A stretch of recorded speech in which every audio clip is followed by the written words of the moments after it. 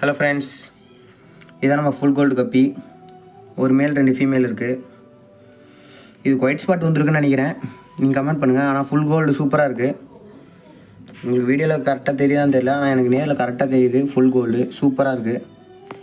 ஏன் தொட்டி கொஞ்சம் கிளியரன்ஸாக இருங்க, மேலே போகிறேன் அப்படியே பாருங்கள். ஃபுல் கோல்டு செம்மையாக இருக்குது. 3 மீன் மட்டும் தான் இருக்குது. நம்ம கிட்ட ஃபைட்டர்ஸ் இருக்குதுன்னு சொல்லியிருந்தோம்.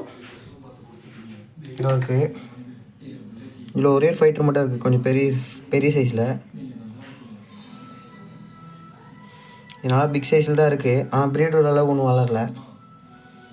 அதனால் பிரீடோட வளர்ற வரைக்கும் தான் இதுலேயே தான் தனியாக இருக்கும். இதோ அங்கே ஒரு ஃபைட்டர் ஒழிஞ்சிருக்கு, தெரியுதா? இதோ வெளில வருது. இந்த ஃபைட்டர் நம்மகிட்ட சேல்ஸுக்கு தான் இருக்குது. வேணும்னா நான் இதில் லிங்க்கு சொல்கிறேன்.